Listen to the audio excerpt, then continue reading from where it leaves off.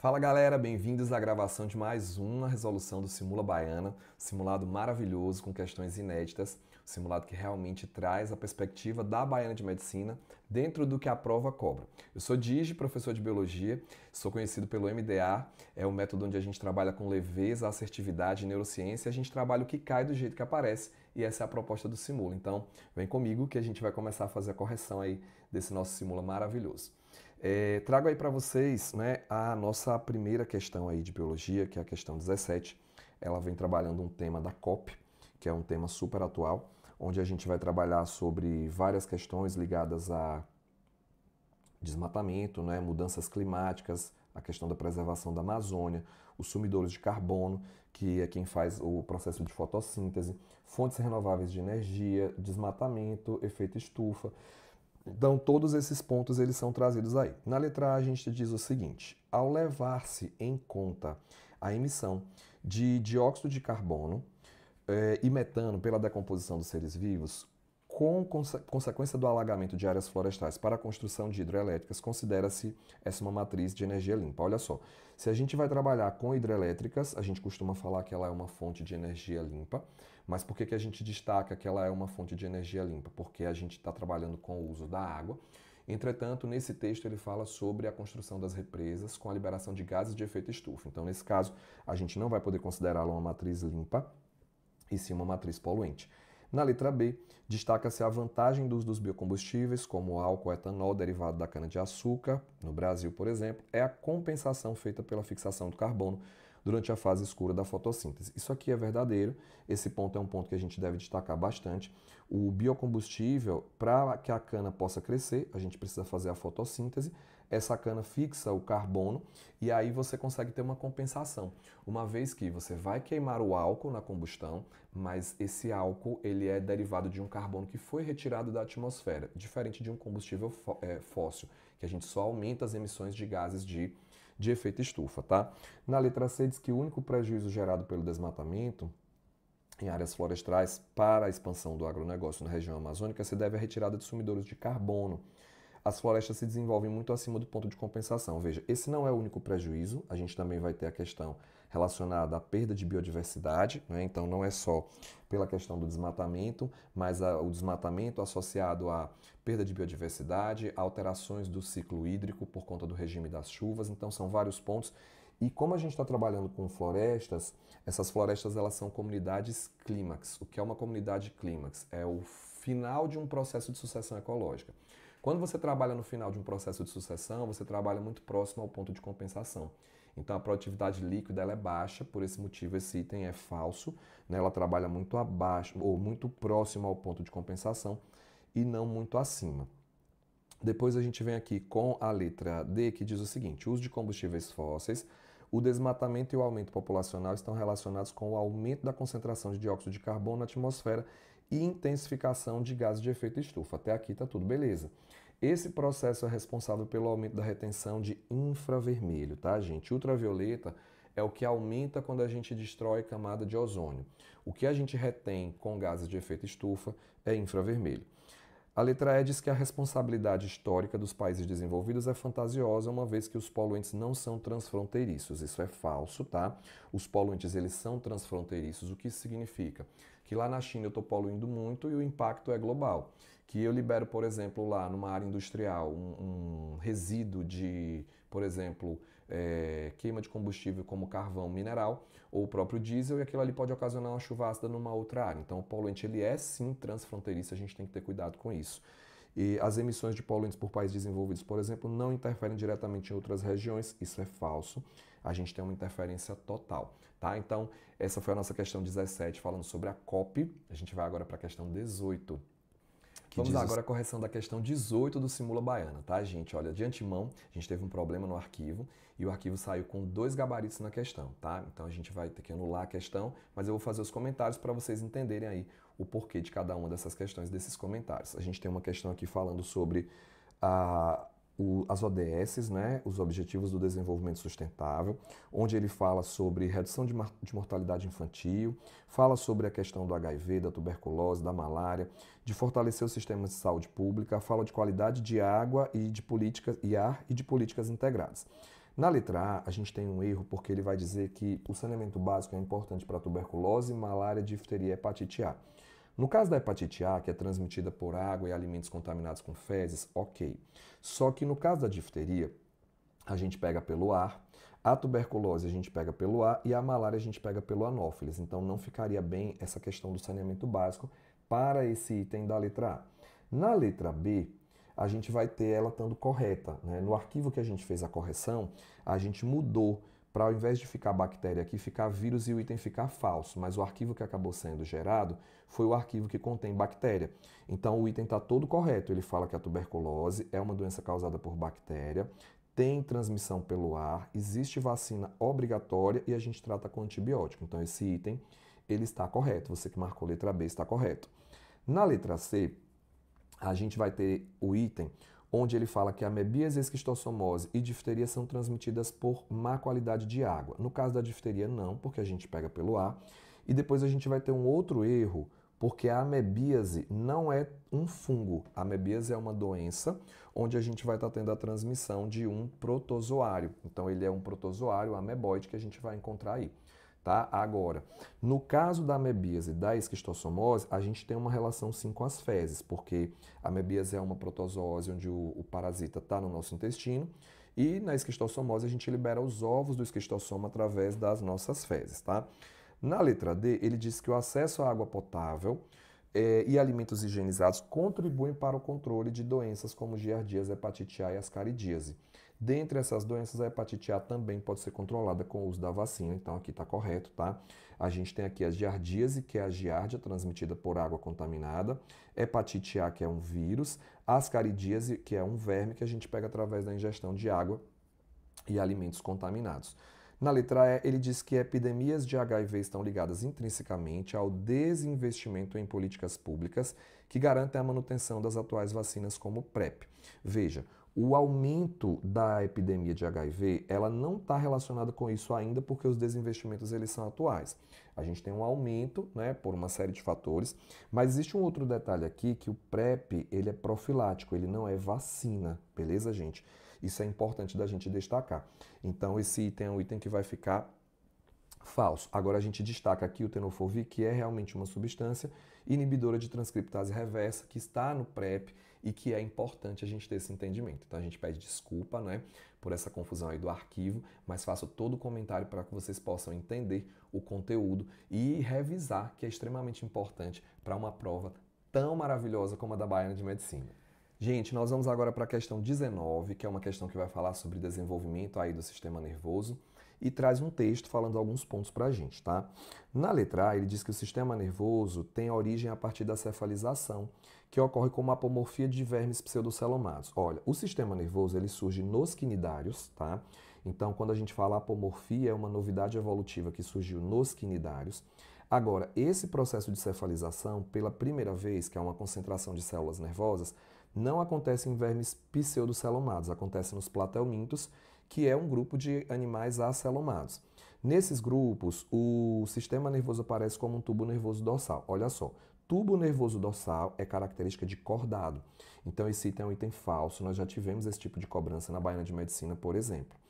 Na letra B, a partir da placa neural gerada pelo achatamento não da mesoderme, e sim da ectoderme, sempre é cobrado a origem do sistema nervoso. Surge um tubo neural responsável pela formação do sistema nervoso nos vertebrados. A gente vai marcar falso, né?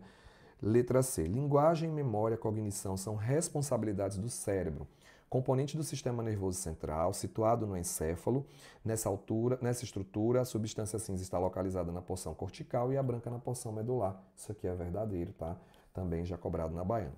Lesões na região cerebelar podem alterar a conexão neuroendócrina. Isso aqui é falso. Conexão neuroendócrina, quem realiza não é o cerebelo, é o hipotálamo, tá, gente? Então isso fica falso. O domínio termorregulação também é função do hipotálamo. O domínio contralateral é por conta do cruzamento das vias motoras, então também não teria relação com isso. E os sentidos são interpretados pelo cérebro, tá? Então, falso esse item. E letra E, em situações em que há ampliação da temperatura corporal, ou seja, se o dia está mais quente, vamos fazer ajustes de termorregulação. E ele diz que devem estimular a contração dos vasos periféricos, muito pelo contrário. Se a gente está num dia mais quente, a gente deve dilatar esses vasos para aumentar a superfície de contato e perder calor. A gente não vai aumentar tremores, a gente aumenta tremores no frio. Agora sim, nós iríamos intensificar a sudorese, tá? Essas não são funções da medula, essas são funções do hipotálamo, que tem papel termorregulador. Então essa foi a nossa questão 19, falando sobre questões de sistema nervoso muito cobradas já na prova e que você está arrasando aí, vendo essa resolução e tendo a oportunidade de fazer esse Simula Baiana. Galera, vamos agora para a questão 20 do nosso Simula Baiana. Vamos arrasar aqui agora nessa resolução, uma questão importante falando sobre sistema endócrino. E aí a gente vai trazer aqui os itens que dizem o seguinte, ó. O aumento da liberação de TSH pela tireoide. Essa é uma pegadinha que cai muito na prova. O TSH ele é liberado pelo hipotálamo e não pela tireoide, tá? Agora, realmente, a tireoide tem condições de produzir T3 e T4 que aumentam o metabolismo, tá? O item fica falso. O estresse pode influenciar na liberação de ACTH, que estimula o córtex das adrenais a liberar corticoides e aldosterona como cortisol. Corticoides como aldosterona e cortisol. Nesses casos, pode ocorrer aumento da pressão arterial e redução da resposta imunológica. Esse item está correto porque o que acontece? A aldosterona ela aumenta a taxa de reabsorção de sódio, ela puxa sódio, com o sódio vem o cloro, com o sódio e o cloro vem a água, então a gente aumenta a pressão arterial. E o cortisol, ele é um glicocorticoide. Um dos papéis dele é atuar sobre o metabolismo da glicose, mas ele também tem um papel de reduzir a resposta imunológica. Então a letra B é o nosso gabarito. Letra C. A ocitocina é liberada para estimular o parto e secreção de leite materno. Ela é produzida e armazenada na região anterior da hipófise. Gente, a região anterior não tem nada a ver com isso aqui. A região posterior, que é a neurohipófise, armazena, secreta esse hormônio, tá? Agora, a ocitocina não é produzida na hipófise, ela é produzida no hipotálamo, pelo sistema nervoso. Ela realmente está ligada à secreção do leite, ao parto, à confiança, mas aí onde ela é produzida que está errado.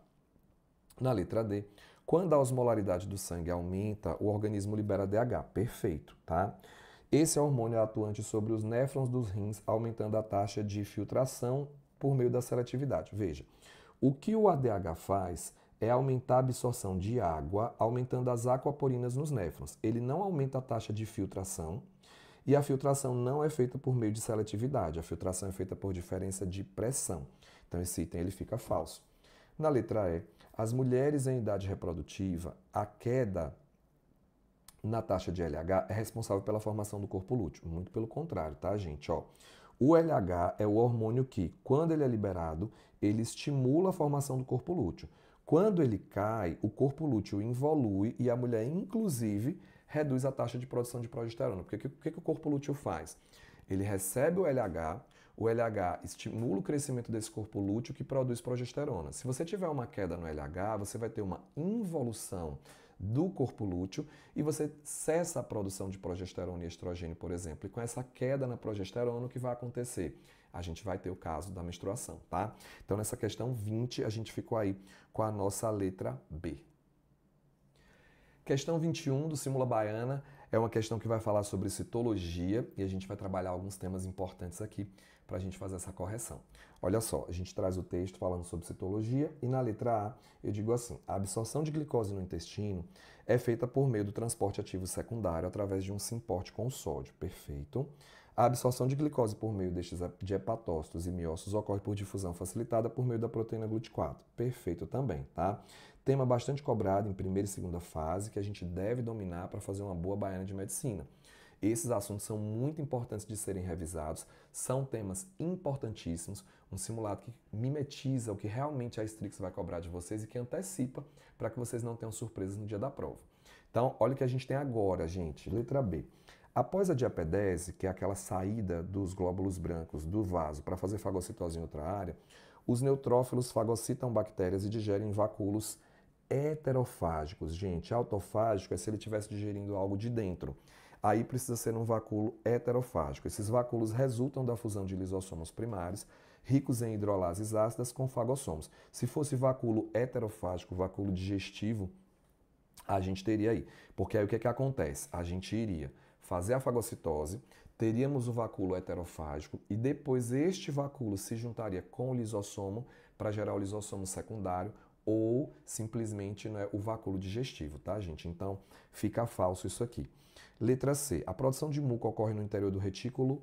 Olha, a gente tem glicoproteínas no muco. Então, a proteína é produzida no retículo rugoso e depois ele vai para o complexo de Golgi. Agora, no complexo de Golgi, realmente sofreria glicosilação, que é a adição de carboidrato, e o muco seria liberado em vesículas que brotariam da face trans e não da face cis, tá? Letra D. Células com alta atividade metabólica, elas podem realmente apresentar uma ampliação no número de nucléolos. O nucleolo é uma região não envolta por membrana. Ele está dizendo que ela é envolta, por isso é falso. Agora, realmente é um local onde a gente produz muito RNA ribossômico. Então, uma célula que tenha uma alta atividade metabólica, ela pode sim apresentar um grande número de nucléolos, mas esses nucléolos não são envoltos por membrana, tá?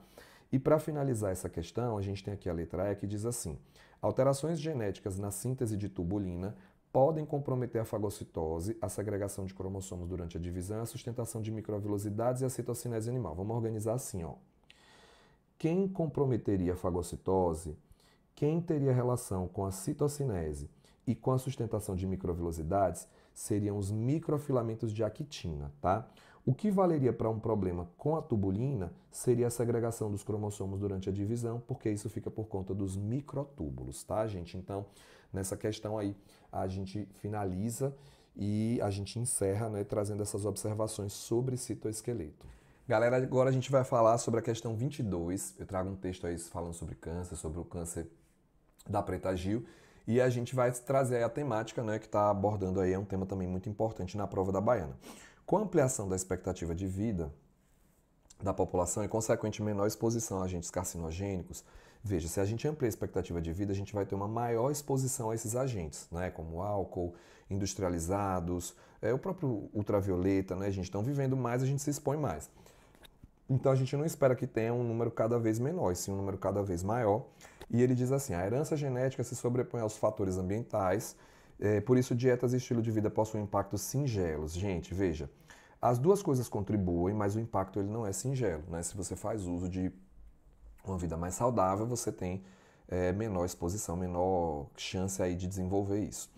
Quando há detecção de danos ao genoma nos checkpoints, genes supressores de tumores, como proto-oncogenes, são acionados. Olha só, gente. Proto-oncogene é um gene que estimula crescimento e divisão, tá? Gene supressor de tumor é outra coisa. Então, exemplo de gene supressor de tumor, P53. Então, esse item ele fica falso. Vamos pegar o resto, né? Eles paralisam o ciclo para que o genoma seja reparado. Esse é o caso do gene P53, que não é proto-oncogene, ele é supressor de tumor, tá? Letra C. Os cânceres de intestino são ligados às mutações. Aqui, gente, teve correção, tá? Aqui não é para ter crase, porque tá no plural. Só que como foi o arquivo errado, segue o baile. Obrigado, Renatinho. Os cânceres de intestino são ligados a mutações genéticas e ao consumo de alimentos industrializados. As células que sofrem mutações para esse tipo de neoplasia apresentam alterações em genes exclusivos e específicos desse órgão. Gente, esses genes não são exclusivos, tá? Esses genes existem nas células do corpo, mas nesse órgão em específico é que elas sofreram mutação. Letra D, a gente tem assim: as células com câncer perdem o controle do ciclo, possuem alto poder proliferativo e alterações de superfície. A forte adesão entre elas contribui para a manutenção dessas células em seu local de origem. Gente, na verdade elas têm pouca adesão umas com as outras, o que facilita a migração e não a permanência no local de origem, porque um quadro de metástase não é você permanecer na origem. Um quadro de metástase é você sair da origem e se espalhar para outras estruturas, para outros órgãos, tá? E na letra E, em alguns tumores possuem ação gênica para a telomerase, enzima capaz de reconstruir os telômeros e reduzir os impactos das divisões sobre o envelhecimento celular. Nessas situações, os telômeros são reconstruídos e a preservação do DNA da célula, permitindo que os ciclos possam prosseguir. Então, toda vez que a célula se divide, a gente vai perdendo o telômero. Se a gente não reconstruísse esse telômero, a célula do câncer ela iria se esvair, porque ela ia se dividir tanto que o telômero ia ser esgotado, ia comprometer o DNA, a célula não ia se multiplicar. Mas as células que são do câncer, elas podem ter ação gênica para a telomerase, que faz a reconstrução disso aí, tá, gente? Então, a gente fica com a letra E nessa questão de câncer. Questão 23 vai falar sobre exposição de telas, né? A gente trouxe um quadro semelhante ao que a Baiana cobrou, com outros aspectos, para a gente poder discutir isso aí. Ele fala sobre o excesso de telas com celulares, fala sobre os problemas de visão, fadiga ocular, fala também sobre a questão do sono, sobre a melatonina, sobre o impacto na concentração. Letra A diz assim: a imagem se forma na retina e é interpretada pelo lobo occipital do cérebro, na retina há cones para visão em cores e os bastonetes para visão em contraste. Esse é o nosso gabarito, tá? A gente já teve abordagem da questão relacionada ao sistema sensorial. A gente já teve, perdão, gente, cobrando regiões do cérebro relacionadas a sentidos, né? E a gente traz isso aqui com muita tranquilidade para vocês nessa prova. Na letra B, ele diz que a melatonina é produzida pela glândula pineal e armazenada pela neurohipófise. Na verdade, ela tem relação com a pineal, mas não com a neurohipófise, e está realmente relacionada com sono e com vigília. Mas a gente vai marcar falso pelo neurohipófise. O uso excessivo de telas contribui para a capacidade cognitiva, atenção e desenvolvimento da capacidade da concentração. Isso é falso, né? O próprio texto ele traz essa temática. Com o excesso de telas e a crescente ampliação do uso das redes sociais, o bem-estar mental se amplia com as conexões saudáveis entre os membros da rede. A gente também tem uma discussão forte sobre isso. Questão dos comparativos, né? Analisar o palco do outro, comparar com o seu bastidor. Então isso faz muito mal para a saúde mental, principalmente dos jovens. E apesar dos malefícios do uso da tecnologia, não há relação entre o exagero do uso que justifiquem alterações na saúde física e mental dos jovens. Isso aqui também é falso. A gente conseguiria interpretar tudo isso a partir do texto, né? Então a gente encontra na Baiana muitas vezes questões que o próprio texto vai trazer ali a possibilidade da gente eliminar 2, 3 itens que estejam contextualizados. Então esse foi o nosso Simula Baiana, gente, mais uma edição arrasando aí questões inéditas para vocês, antecipando o que a gente espera que vocês encontrem lá no dia da prova do vestibular de vocês. Beijo no coração, tudo de bom e vamos para cima!